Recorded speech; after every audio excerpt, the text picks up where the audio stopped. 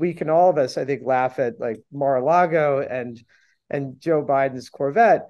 What we're talking about here, is how it is people, powerful people, who are making decisions that affected the entire planet, right? How it is that they were not going to keep a record of that if it meant that they were ultimately going to have to share it with the rest of us, right? And as an historian, I take that personally. I think those records, whether it was Hillary Clinton's email or the stuff that Trump was trying to flush down his toilet, that was our property. That was our history that they were trying to destroy, and maybe did destroy in many cases.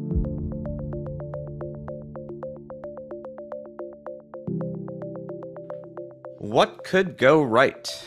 I'm Zachary Karabell, the founder of the Progress Network, and I'm joined for these conversations of What Could Go Right, the Progress Network podcast, by Emma Varvaloucas, the executive director of the Progress Network. And we are having our fourth season of conversations with dynamic, compelling individuals about topics that both are in the news and other topics that may be less so. And many of those are with people who are part of the Progress Network, but even when they're not, as today's guest is not, it's not a knock on him, it's just not something that's happened yet.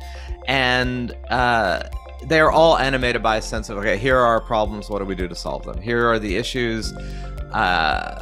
Should we be as agitated and concerned about them as people say, or as the climate suggests, or are there other ways to look at it? And we're certainly not adverse to and resistant to the idea that there are actually problems that we should be agitated by, but we are convinced at the Progress Network that agitation, fear, and outrage are not actually good pathways to solving those problems, no matter how agitating those problems might be. So one of those problems that has been way in the news over the past really 4 or 5 months is government secrets and government secret documents and what people do with them and how they use them or how they misuse them. Does a former president keep them stashed in his office? Does another former president keep them on a server? Does a former presidential candidate use her own servers? Does a current president use them in his garage? Does a former vice president leave them on his desk? All these questions about what to do with secret documents seems to be animating the public climate and raising the attention that there's a lot of secrets out there and they're not all handled well. And in fact, one of the things we all should be asking is, should they have been secrets in the first place? So we're going to have that conversation today, and then we're going to do, as we always do, talk a bit about the news that you have not necessarily been paying attention to, that we're going to try to point you in the direction of. So Emma, who are we talking to today? So today we're going to talk to Matthew Connelly, who's a professor of international and global history at Columbia University. And like you said, we're going to talk to him about secret documents, which is the subject of his latest book, The Declassification Engine. He's the principal investigator at History Lab, which is an NSF-funded project to apply data science to the problem of preserving the public record and accelerating its release. He's got a BA from Columbia and a PhD from Yale. So, Matthew Connelly, what a pleasure to have you join us today for What Could Go Right. You and I have known each other for a while, and I feel like I've been shadowing some of your work over the years at a less optimal level than what you've done. You've written about colonialism in Algeria, and I've written about, interventions. You've written about population and the challenges of global population, which is a little bit how I got to the subject of my next book. And you've now written about declassification or classification or the whole architecture of the American government and what we do with information, particularly since the dawn of the Cold War, where these things got much more intensive, even though, as you write about in your book, there's also a pre-1945 history to keeping government secrets. It's just a less complicated or a less intensive secrecy regime. And you have this new book out that looks at all of that. And of course, between former President Trump's residence being raided at Mar-a-Lago, to much celebration on the left and condemnation on the right, to Joe Biden and his which car was it? Which Corvette. It was his Corvette.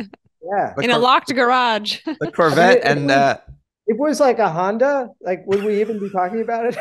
Yeah, I mean, I think the Corvette is part of the story. I'm not exactly sure which part, but it's clearly a part. And then of course all the drama in 2016 around Hillary Clinton's email servers. Oh my God. And then now, Mike Pence and documents there.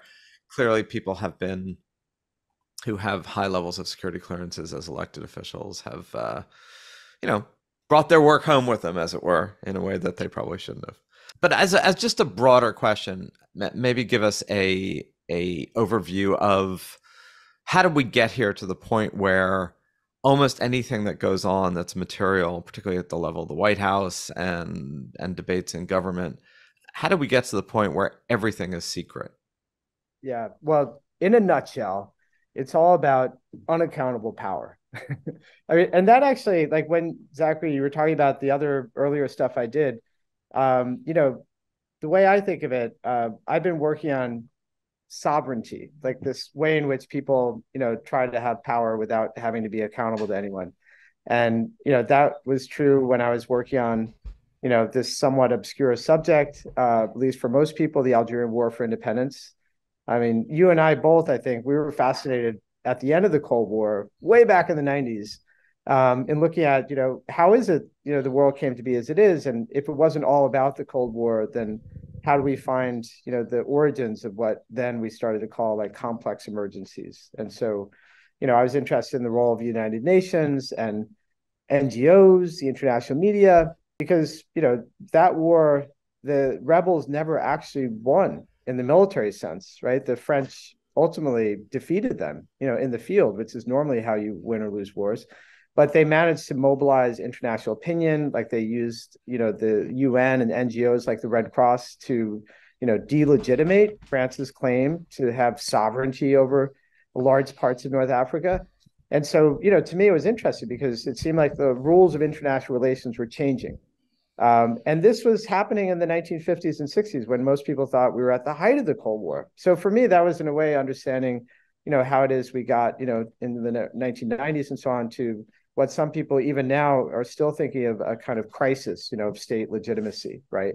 And, when I worked on population, I was trying to understand these people, who mobilized across borders all around the world, built this mass movement to try to confront what they thought was a planetary threat, right? They thought there was a population bomb. It was exploding. Hundreds of millions of people were going to die of starvation. And they set out on this incredibly ambitious, project of trying to get mainly poor people to stop having so many children. And, some of the things that they actually did, they never really succeeded in doing that, not in the way they planned anyway. But they carried out these campaigns, like, 8 million people sterilized in 1 year in India during the emergency period. The one-child policy still ramified consequences even now and continuing probably decades from now. And they did all this without really having to be accountable to anyone in particular. So this project about secrecy, to me, this is a form of power, right? We all know that information is power.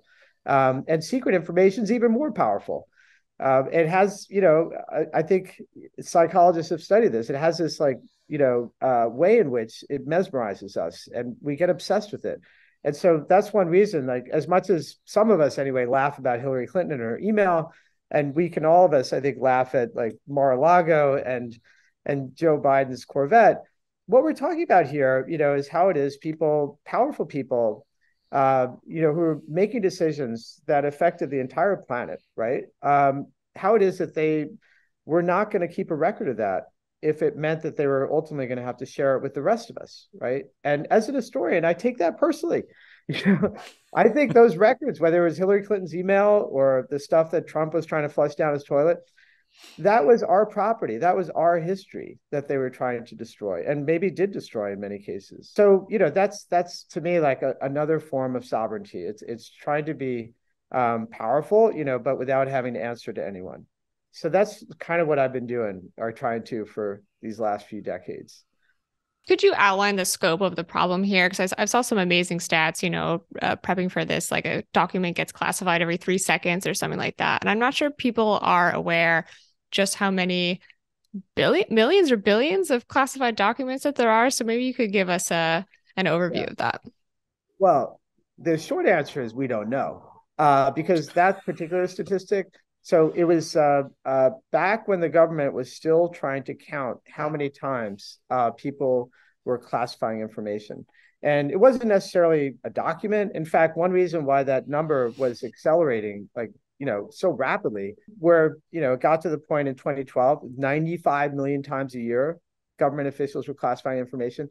One reason is that, classified information, like other information, is growing all the time.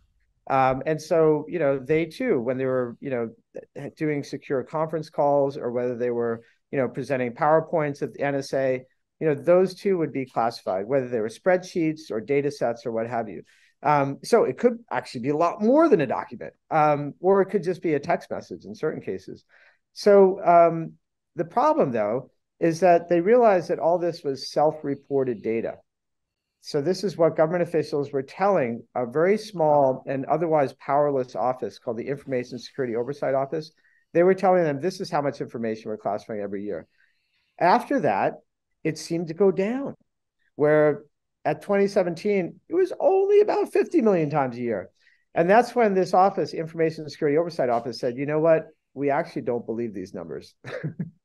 And ever since, they haven't been able to publish even estimates as to how often officials are classifying information. And at that point, 2017, that was the last time they came up with an estimate as to how much all this was costing us. And the number was $18.4 billion. And that was double what it was 5 years before. So, the real number is who knows, but I'm certain it's even more than it was 10 years ago. And what it's costing us, I think, even in dollar terms, is incalculable, literally. Now, what it's costing us as a democracy in terms of the legitimacy of our institutions, and the way more and more people are thinking that these people must be conspiring against us, that is just beyond measure, right? But I think we're all paying a price for that. It's the someone being asked in a position to know, excuse me, sir, can you, or ma'am, can you tell us how many classified documents there are? And the response is, I'm sorry, I can't tell you that, it's classified. And first of all, I think the cost for democracy is way, way more troubling than the actual dollar cost. Because while $18 billion is a massive amount of money in a $22 trillion economy. Yeah, it's 50% more than the Department of the Treasury, right? Right. Yeah, and look at sorry, I'm going to harp on this one thing.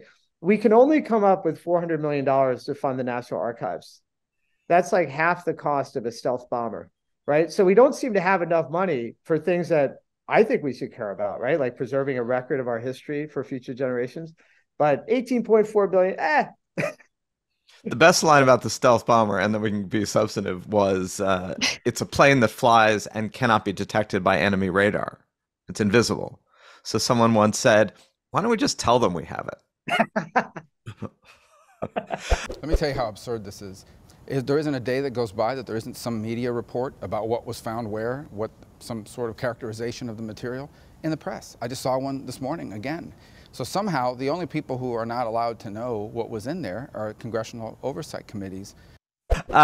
So the Democratic problem, and you and I were talking about this in the 1990s. There was a brief opening under Bill Clinton, President Clinton, not Hillary, who one of the assumed dividends, sort of democratic dividends, not just money saved, of the end of the Cold War would be that we would start to loosen a particular type of secrecy regime that had been defended on the grounds of, we're fighting this intractable enemy. A lot of it's military. We have military secrets that we don't want revealed, and technologies, and the fear around what had happened in the 1940s around leaking of the secrets of how to make a nuclear weapon. Of course, that information would have, percolated out in the scientific reality soon enough. But even so, that's kind of where some of the origin was. Yeah. And there was this brief opening, right? We're gonna start declassifying material. We're not going to classify as much. And then 9/11 happens. Mm-hmm. And it doesn't just snap back, it accelerates massively, because one of the justifications of one of the responses to 9/11 was that intelligence agencies, of which there were 15 or 16, weren't sharing information with each other, and so we were going to create one consolidated intelligence community. But the quote unquote cost of that was you'd classify even more stuff, but they would then be able to access it. Mm-hmm. I don't know. I mean, like every president, I think, has signed some sort of executive order saying you will henceforth declassify less. And everybody writes about this stuff. You've written, senators complain, Congress people fulminate. Well, now, of course, they all want security clearances like Marjorie Taylor Greene. If you get on the right committee, you get to see the stuff. And if you're not on the right committee, you don't get to see the stuff. I mean, is there any way this changes? So, yeah, I spent a while just looking at that history of how it is. Like you said, every president, with one exception, has come out with an executive order, that's meant to regulate how it is that we define national security information and how it's protected. The one exception is Donald Trump, interestingly. And, to me, in a way, it's telling, because here we had a president came into office, railing against the deep state, right? And the way it talked about, how it is that, his campaign was been under surveillance. He promised, he was going to declassify finally all the papers from the Kennedy assassination and so on. And then, in fact, once he's in office, he says, everything I touch is highly classified. And of course, nobody loves secrecy more than Trump, So, yeah, it's enough to make you cynical. And I think what it comes down to is whatever their intentions were originally. And I do think like some of our presidents, like Jimmy Carter, Bill Clinton, Barack Obama, I think they may have been sincere, when they campaigned and said that they were going to try to change all this. But once they become president, they realize that this is the only form of presidential power that is completely unaccountable. And I say that advisedly. Like, I know we have we're supposed to anyway, a Freedom of Information Act. There is some legislative basis for some of the secrets that we keep, like nuclear secrets, like you mentioned, the identity of covert operatives. But in terms of how people actually behave once in office, I mean, what every one of these executive orders has in common is that if you read them carefully, what you realize is that the things that look like reform, like where they're going to want to reduce the number of people who are allowed to create original secrets, new secrets, whether it's about, issuing instructions, stern instructions that people are never, to classify something as top secret, unless it could cause grave damage to the national security, whether it's about automatic declassification, so-called, of older secrets of previous administrations. What all these things have in common is that if they worked, they would consolidate power over secrecy in the White House. Right. So the president and his main advisors and his appointees would be the ones to decide what it is the rest of us are not allowed to know. And what you realize is that, in fact, as much as they issue these orders, once you conjure, this power of secrecy, it has a power of its own, and then, of course, you have many, many, many more people, far more people than the president can keep track of, who have this power, and they create secrets for their own secret reasons.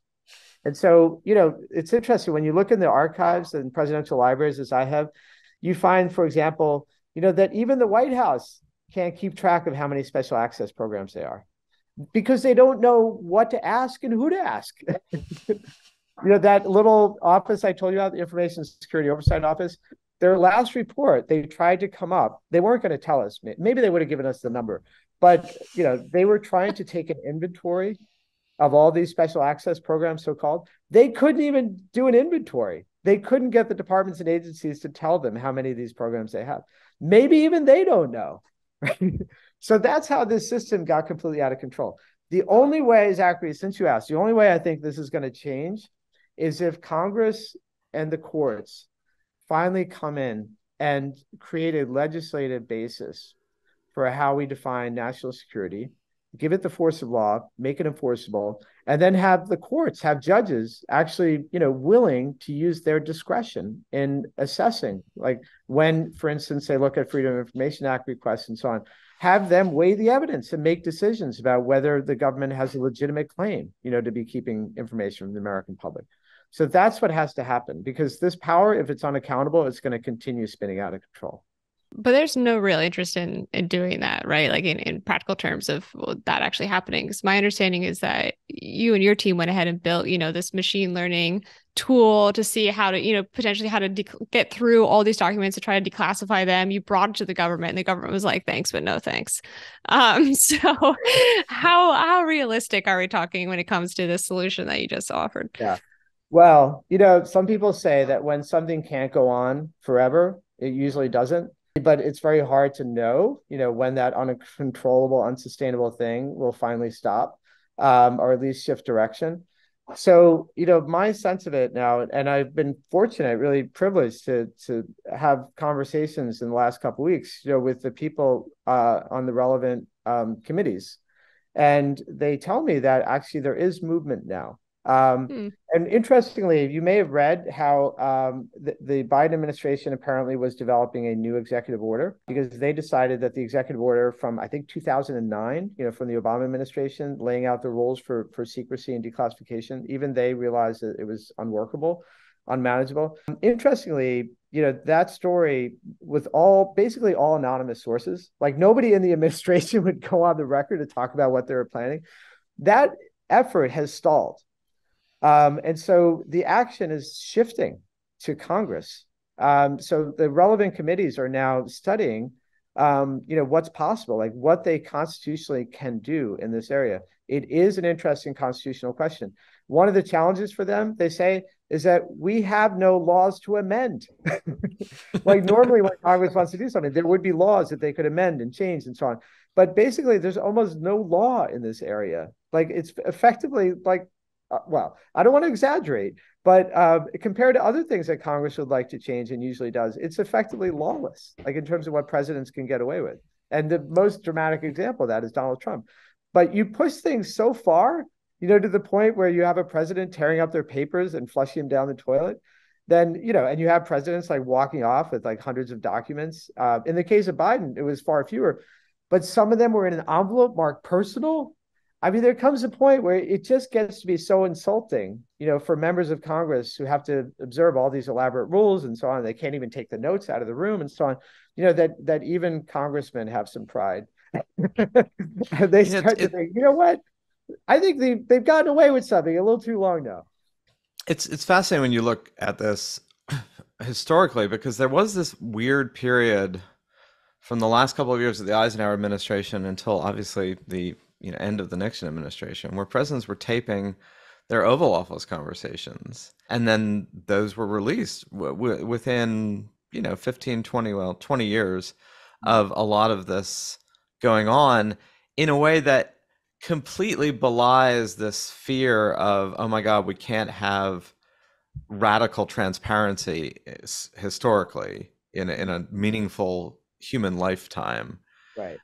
Because all of this information, all this kind of literally fly on the wall or microphone in the desk, and the thousands of hours of conversations, and yes, some of those were redacted, and if there was a few things about nuclear weapons or codes that have remained classified of those conversations, but it's a powerful indicator of the argument of secret. So there are two things, right? One is current secrets, and the other is keeping secrets in perpetuity.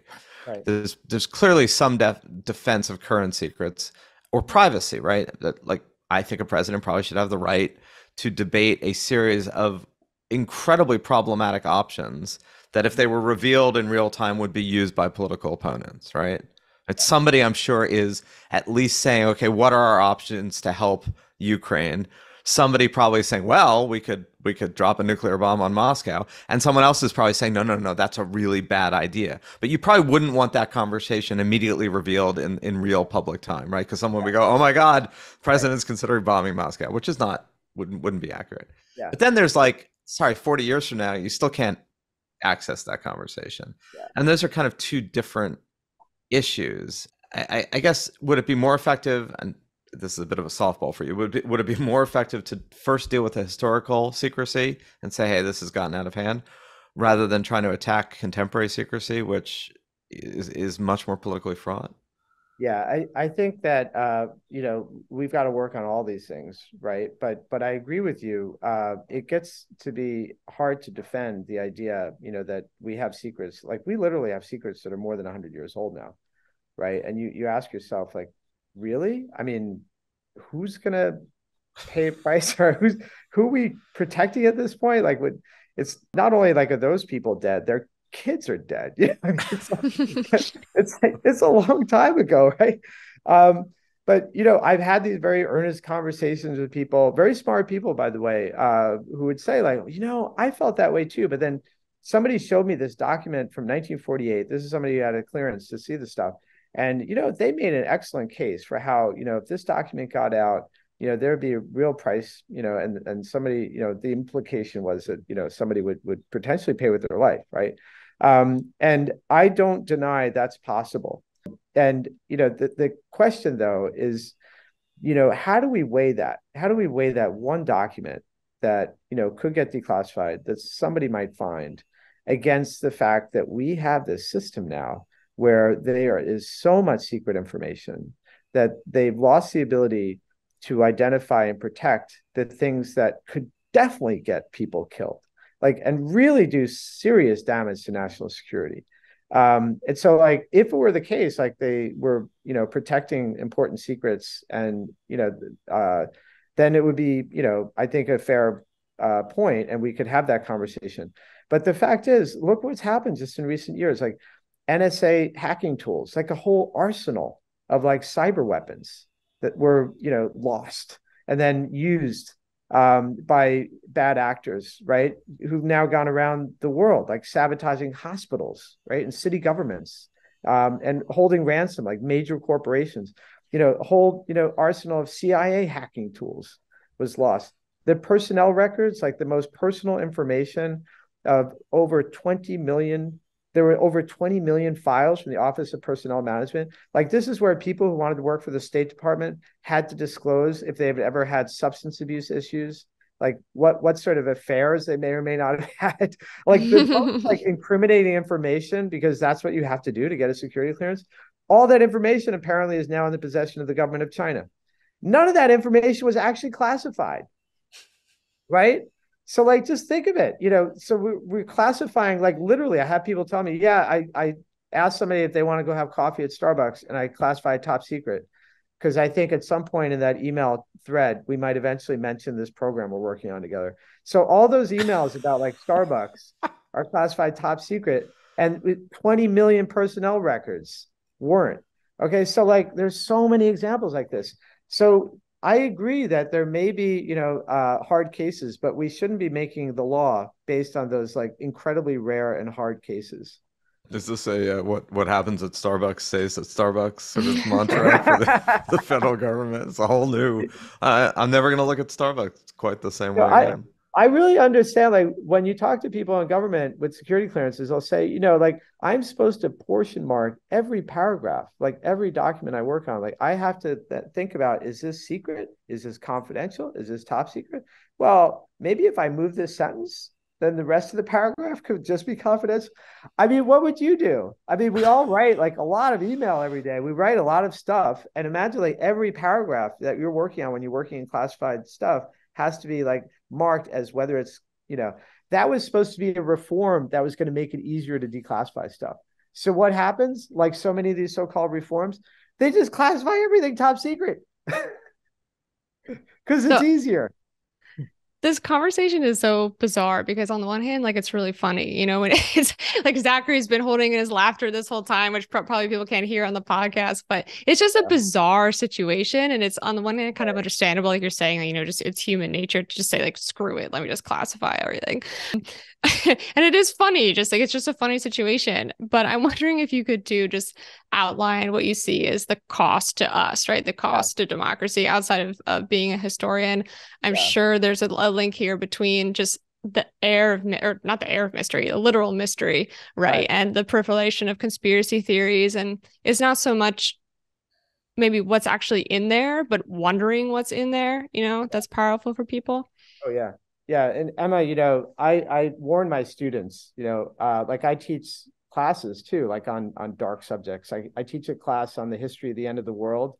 And I tell them on the first day, I was like, hey guys, the only way I can study this stuff and talk to you about it is if I have a sense of humor. And we're going to talk about stuff. It's going to be like, nuclear war, like laugh or cry. I'd rather laugh, and I mean, I do want to treat these things with appropriate seriousness, because absolutely, like, it's deadly serious. The stuff I was talking about, it's tragic. I mean, like, in the case of the NSA, the irony, right? Like the NSA develops these cyber weapons, and then they end up being used by bad actors to blackmail the city government of Baltimore. I mean, that's sort of amusing, but it's also sad when you think of all the other things the city of Baltimore is facing, right? And all the challenges that they have, right? And they have to deal with this crap, you know. So yeah, it is funny. But it's also really serious, because it's serious for me both that really dangerous information does get out. Stuff like sniper manuals, information about how you can create explosives with garden variety materials, stuff like that. I think all of us would agree doesn't need to be released to the public, right?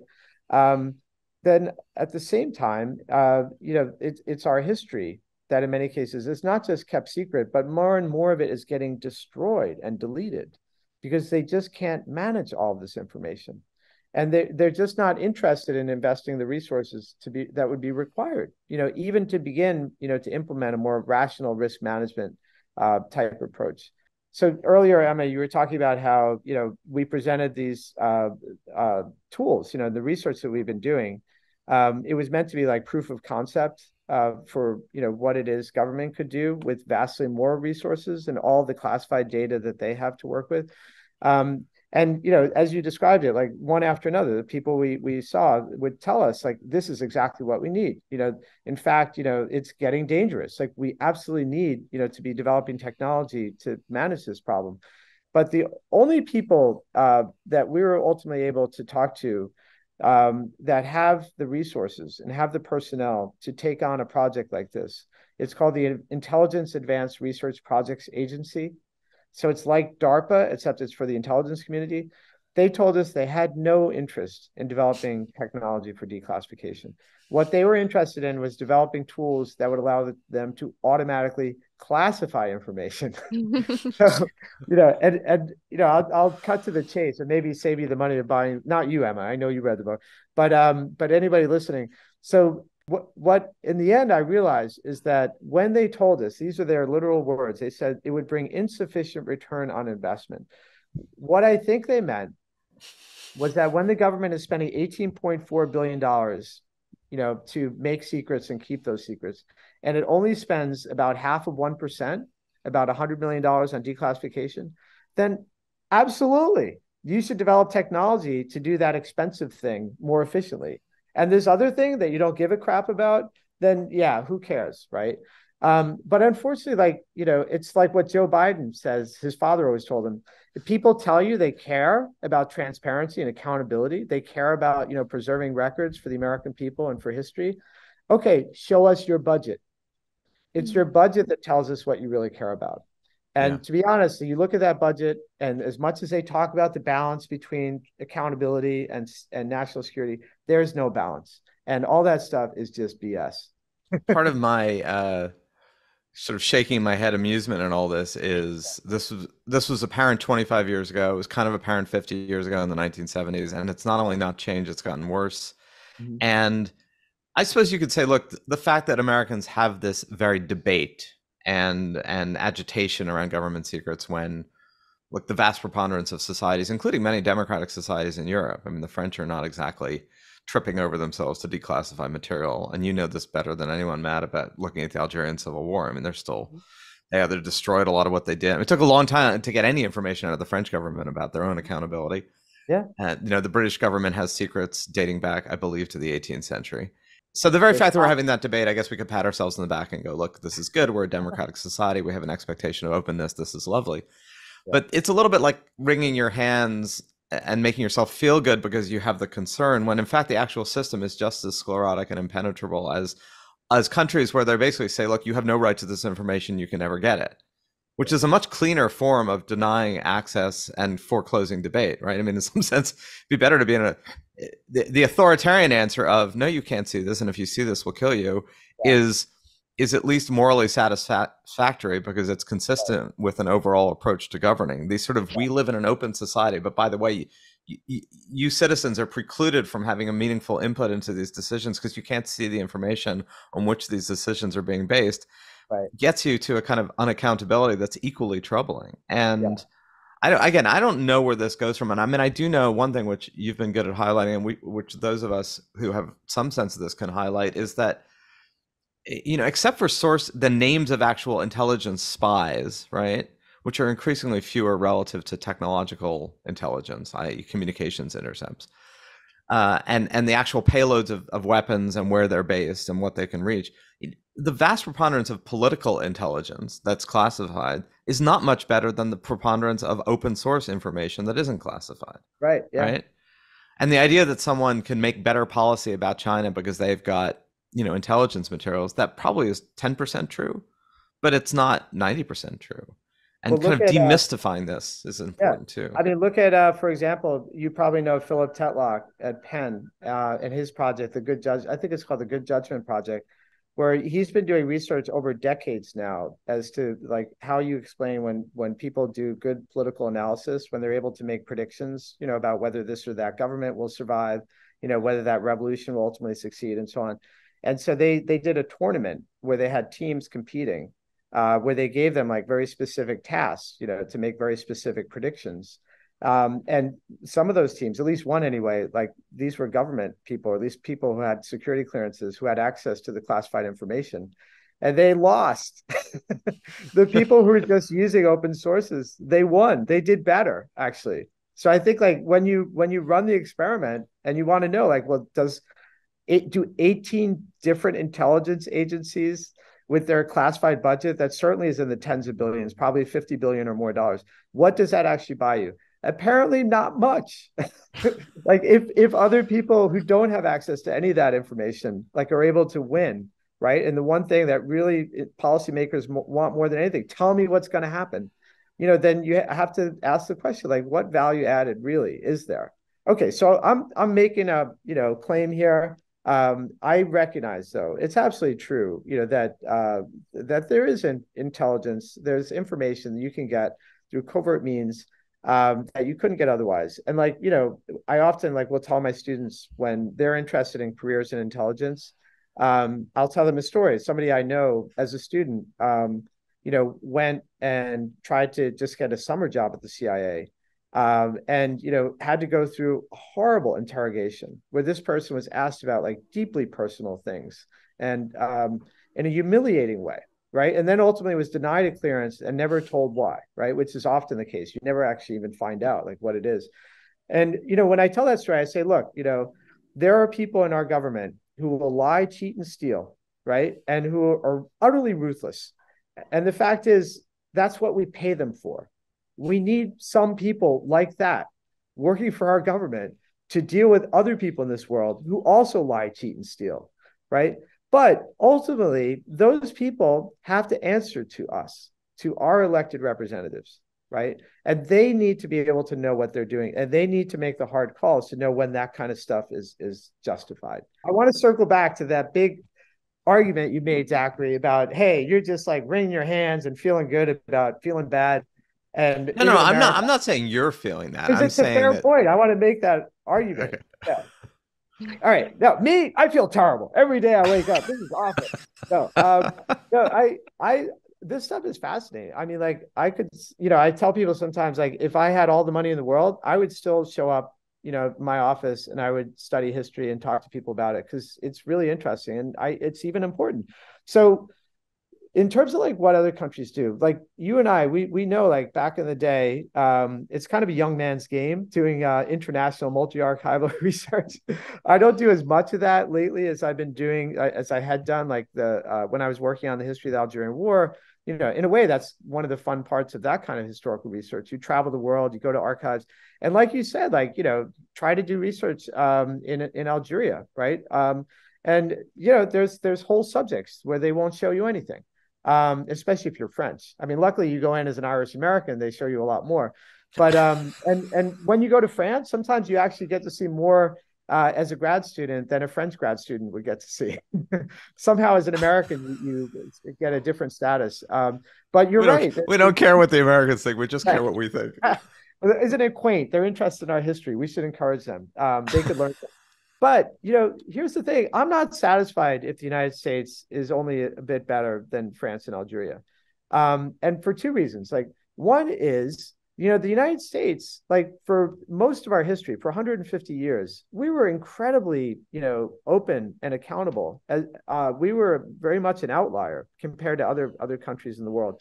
We never, in that whole time, we never had a central intelligence agency.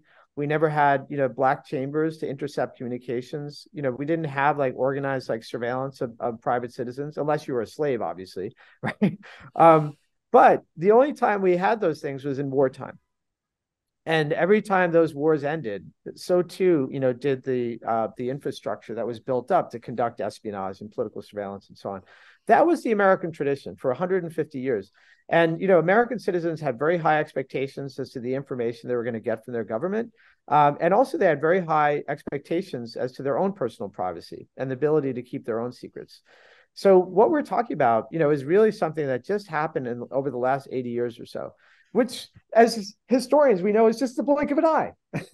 But the reason why we need to remember like what our roots are as a country and what our founding principles were is because it tells us, if government can open and close and open and close, it's not impossible, that we could rediscover those founding principles, right? And the last thing I'd say about it is that, what we're facing as a country, like a lot of it has to do with technology.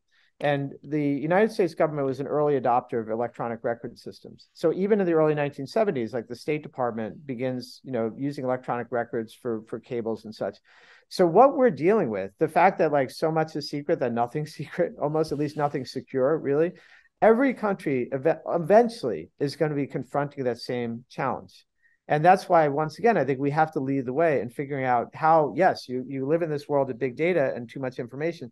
You have to figure out ways to protect the information that's really important. And a lot of that information is withheld legitimately so, not just because it might be national security information, but because it's also there's also a lot of personal information. It's a lot of information of private citizens that also needs to be protected. So unless we figure this out, then eventually this is going to be the world's problem too. So I guess there's both a positive and a negative side to that, right? In that the problem is only going to get bigger, not only just in the United States, but everywhere.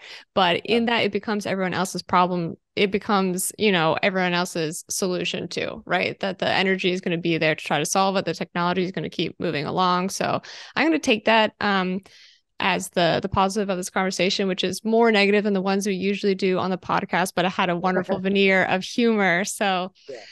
Matthew, thank you so much for coming onto the podcast with us and sharing your latest book. Well, Emma, you're right. If we had like an hour and 40 minutes, we could have spent the next hour talking about the super cool stuff you can do with data science when you want to learn more about history, even secret history that we weren't supposed to know about.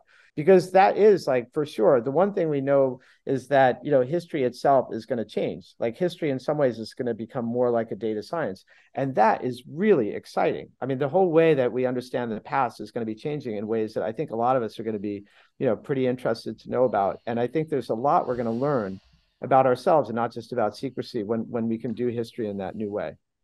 Thank you very much. History is data science. Matthew Connelly coming season 5, What Could Go Right podcast. So come back for that, everyone. All right. Thanks, guys. Thanks so much, Matt. Thank you. So my wry laughter notwithstanding, I did think that's an important conversation and look, something we should all be paying more attention to, because this will just continue ad infinitum unless there's some sort of public pressure and or urgency around. One of the promises of an open, inclusive, democratic society is that we all get to meaningfully debate important decisions that shape our present and shape our future.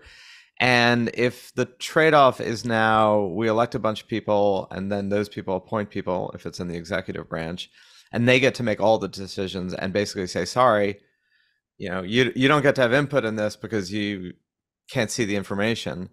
And increasingly that, it's not just the State Department and the Defense Department, it's the Commerce Department. Oh, we can't show you the information about why we're putting a whole series of foreign companies on a restricted list. Or it's the Agriculture Department. Oh, we can't necessarily tell you what our concerns are about vulnerability to yields. It's metastasizing, it's not shrinking. And so, look, that's, I think, a problem in a democratic society. But the flip side, as we did talk about, is there is an awareness that it's a problem in a democratic society. There is not a total complacency about this. There's not satisfaction that this is the way it is. And I suppose if there's any prospect of this shifting, that will be where that comes from. Yeah, I think it has to do with the consolidation of the pressure, right? Because there certainly is a lot of outrage and a lot of pressure. It's just the fact that it's very partisan and polarized because there was a ton coming out, when the classified documents were found in Mar-a-Lago. There was also a ton of stuff coming out, with Biden. It just so happens that depending on what side you're on, instead of focusing it on the larger problem of we have all this secrecy, you focus it on like screw Biden or screw Trump. So if we could consolidate that in some way, that would be good. I realize that that's kind of the American problem of the last 15 years that I'm asking us to solve right now, but hey, there you go. So we will see how this goes. And the one other saving grace is there's a lot of information out there that gives one the ability to understand what's going on in the world, even if you don't exactly know what the drone capacity is of the Revolutionary Guard in Iran, or exactly what the tank composition is of the Soviet military. And even then, there's a lot of open source stuff where you actually can get to a lot of that without having high level compartmentalized security clearances. And then we have the openness to be able to write about these things and debate about these things and argue about these things.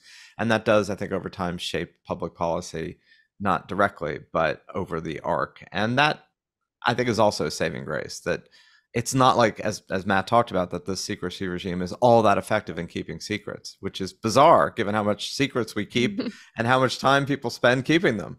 So there is that as well. Thank you again, Emma, for a great conversation. Let's talk a little bit about the news that we have not noticed. Okay, I have a bunch of stuff that we are happily not cribbing because we're giving credit. We are taking from a Human Rights Watch post. And actually, a bunch of this news is from 2022. But even with our team, we trawl the internet every day, literally every day, for underreported good news. We missed almost all of these. So I really wanted to go through the list of Human Rights Watch's wins for kids in 2022. By the way, they didn't name this wins for kids. Sounds like Cars a for commercial. Kids? Yeah. Toys for Tots, Cars for Kids, 1-800. Oh, that horrible commercial. Anyway, this is some actually really, really good stuff. So are we ready? We are ready. Okay. So first of all, I'm not sure if we mentioned this in our 2023 episode about now is the best time to be married or unmarried, but also to never be married at all if you're a child. Child marriage is in a sustained decline, particularly in South Asia. But there are plenty of countries all around the world where child marriage is still legal, including the United States, by the way. It's a very strange mess. Yes. It depends what state you're in. Defined as what age? Like just under the age of consent? Under the age of 18. Okay. And it's legal. There's like loopholes essentially. So for instance, it depends what state you're in, but there are some states where you can be 14, 15, 16. And if the parents consent, you can get married. But what ends up happening, of course, is children get, sometimes trafficked, or if they're in some kind of strange religious cult, they're quite young and they end up getting married to a man that's much older than them. It does happen in the United States. And in fact, in a lot of states, it's technically legal, just so people know that. But recently in 2022, Cuba, England, Mauritius, Wales, and Zambia ended all child marriage. England, Mauritius, and Wales eliminated exceptions that allowed children under 18 to wed, while Cuba's new family code raised the marriage age from 14 to 18. So, okay, closing the loopholes there. Very good thing. Okay. Zambia, Mauritius, there's lots of stuff going on in Zambia and Mauritius in 2022. There was. Banned all corporal punishment of children. Cuba banned it in the home and alternative care.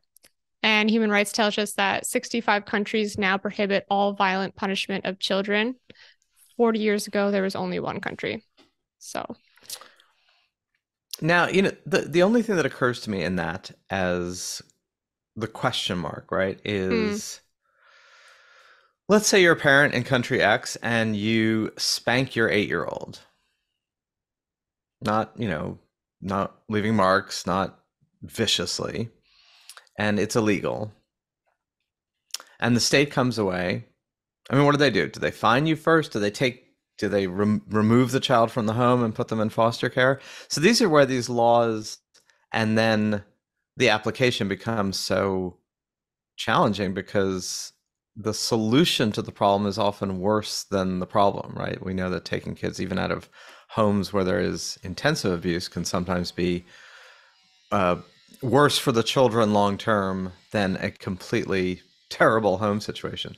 So look, I don't know what the solution is in these countries. I just know that, before we necessarily shout hosanna about criminalizing behavior that we think is morally abhorrent and wrong, we do have to be aware of some of the solutions or some of the remedies for that behavior could also be incredibly destructive. Yeah, I wasn't expecting you to go in that direction, to be honest, but I'm ready for it. I don't think that we're going to be fined in Mauritius or Zambia or Wales, probably, or England, that they're going to be taking children out of the home for some spanking. Even, domestic violence advocates in the United States will, and I know this because I have family that works in this field. Like you said, even if you have a home that's very particularly abusive and the corporal punishment is very severe, not just, some spankings now and then, the advocates will always try to go in the direction of what the child wants. And generally the courts will try to go in that direction as well. So if the child wants to stay in the home, that is what they try to make happen, unless it's like really a life-threatening situation. So I think that the fear that you brought up is more so of a fear than an actual thing that may happen. Like, it's hard for me to imagine them like coming into the home and saying like, this is really something that the child needs to be taken out of. I see your point. I just don't think it's going to happen that much. Let's trust that that's going to be the case. I think there have been a lot of cases, particularly in, more minority inner city communities in the United States, where child protective services have actually been quite invasive in a way that often doesn't serve the interests of the family, even if they're legitimate causes. Probably something for a longer conversation. I would definitely salute the let's not marry off kids as property, or to get rid of the expense, which is certainly true in a lot of these countries. And let's not use violence as our primary parenting tool. I think all those are good human developments and should be saluted as such. And you didn't take the tack of what if two 16-year-olds want to marry, which I guess is another, Yes. You could have made that argument as well. Right. And also the Romeo and Juliet exceptions, which are, if you meet, no, because that's actually a clause in these laws that if you meet when you're like 17 and 16 and you turn 18 and 17, the statutory issues are not supposed to come into play. Okay. And they're called the Romeo and Juliet exceptions. Okay. I guess fair enough. I think what I would say, if you really want to get married at 16, 17 or 16, 16 or whatever the case may be, statutory stuff aside, like you can wait until you're 18 would be my counterpoint to your non-counterpoint. I've got one more about kids. And this is about the US. The Supreme Courts of New Jersey, North Carolina, and Tennessee ruled that extreme sentences for child offenders were unconstitutional. Thank God for that one. For real, huh? For real. I see this as the trend in the United States that's going more and more against harsh punishments. We've talked a lot about decriminalizing behaviors in terms of the criminal justice system, less so about the punishment and the death penalty. But Gallup did a recent poll about this, about capital punishment in the US. 54% support it in 2021. That's down from 80% in 1994. And I think that the sentencing for kids becoming less harsh is all part of that general societal trend about wanting us to have a less harsh criminal justice system as a whole. Yeah, it'll be interesting to see if some of that reverses in the next few years, like re-reverses, if sort of fear of rising crime leads to more support for capital punishment. I mean, even though it's kind of a irrational knee-jerk response, right? The amount of people who ever were subject to capital offenses relative to fear of crime, like those are really skewed ratios.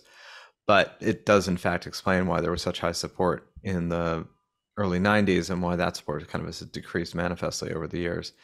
And certainly, I think the degree to which the United States in particular, like, there should be a remarkably few number of things that a 17, 18, 19, 20, 21, 22-year-old should be able to do at that age that should lead to a life of prison.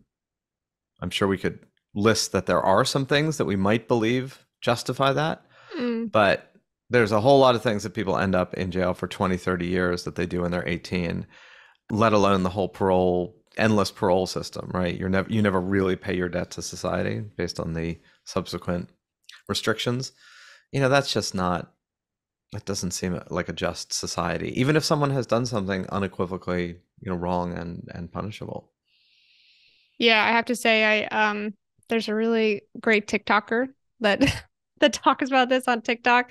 She is, I think, she's in her 20s now in Florida, and she was arrested for armed robbery when she was, I think, 17 or 18. She's still serving her time. Now she's doing it on like weekend. She goes to jail on the weekend because she was part of some program that let her out early. But she talks about, as you were saying about the parole, when you're on house arrest / parole, apparently you need to fill out paperwork, with your probation officer all the time about where you're going to be basically every hour of the day. And if you mess that up, the parole. Boom. Yeah, you're right back. Boom. So that's what happened to her, even though she's essentially been a model inmate, and got out early, as I said. And it's on the one hand, okay, armed robbery, it's a serious infraction. On the other hand, like, the woman has 2 jobs. She's clearly, I think trying to, or has paid her debt to society, and she was a kid when that happened. So yep. Is it really necessary? So that's what we have about kids. There's more on Human Rights Watch if people want to learn more. They have even more good news stories about child soldiers and some other things as well that we're not going to get into today. That's called 10 Good News Stories for Kids in 2022 from Human Rights Watch, if you're interested. And I have one more thing for you, Zachary, that yes. I am actually oddly cynical about. It's kind of hard for me. I usually trend another direction, but I feel a little cynical about this, even though I'm going to bring it up anyway. So I just found out, I didn't know this, that most of the seeds, that we use for bread, vegetables, anything that's planted, what have you, are all owned by basically 4 or 5 companies worldwide. I had no idea that seeds were patented. I feel like you did. Oh, yeah. The intellectual property that people have made on seed patenting, and this new book that I'm writing, which is a history of corn as a technology we eat. So companies like Monsanto, which no longer exists, was bought by Bayer. But what they did exist in that environment. A lot of the money they made was by patenting or trademarking the intellectual property of seeds, patenting the technology, trademarking and charging for it. So basically, farmers used to kind of have their own seed banks and their own repository of seeds built up over generations, and now they don't. Which is wild. And I feel like I'm not surprised that we allowed that to happen, but I think it's a shame. The reason why I brought it up on this good news section is because there is a global initiative called the Open Source Seed Initiative that is trying to, as the name says, start an open source database of different kinds of seeds, that they're their own seeds that anyone can use. I just don't think it's going to go very far. Yeah, some of it will depend on, we should probably table this for a longer conversation about what the arc of genetically modified food is going to be, and if it's going to be away from what it had been, which is companies developing pesticide-resistant seeds and then selling the seeds and selling the pesticides. That was one of the more objectionable aspects of GMO organisms, GMO seeds. If they're going to be totally drought-resistant and disease-resistant and kind of allow for food production to continue in a world of dramatic climate change, people's attitudes may shift, meaning it may not be quite the same level of opprobrium that goes with that. I mean, who knows? And I don't think the issue is whether or not there will be more open sourcing of seeds. There probably will, because there's more open sourcing of all technologies. And one thing people should realize, and I certainly it's taken me a long time as a city-born dweller to realize, is that seeds are a technology in today's world. They're not natural. A lot of them are created, even ones that farmers have collected for generations because they've spent generations crossbreeding. And so I imagine there will be some much more open source stuff, particularly when it moves away from this business supply chain of pesticides and seeds. And the question then is, will farmers be able to create financially sustainable businesses doing that? Will our food chain improve? But just like we have open source AI and we have open source programs, I think you will in fact see a lot more of this, which will erode some of the business model of the big agri companies and may lead to, all sorts of really interesting innovations in the food chain that allow us to continue to feed a global population, even in the face of climate change. Even open source declassification of secret documents of the U.S. government, as we learned previously. Exactly. Well, I'm gonna leave you with that ending note because you're surprising me today. You gave me the negative on the first thing and the positive on the second thing. So I'm gonna leave it here. I'll take that. We'll see. I am so glad that after hours and hours and hours of conversation, both on this podcast and offline, that I retain the capacity to surprise you. That is an impressive thing, actually. Congratulations. Good. Mazel tov. Thank you. I feel so, it's such a good ending of the episode, at least for me. Me too. All right. Hopefully for everyone who's listening as well. All right. Thank you all for listening. Please continue to tune in. Subscribe to the newsletter at the Progress Network site, www.theprogressnetwork.org. Read What Could Go Right, which is also the newsletter weekly. Send us your comments, send us your ideas for future episodes, send us your critiques, send us whatever you want. We'll read it, we'll pay attention to it, we'll tell you what we think. Thanks for the conversation, Emma. Thank you, Zachary.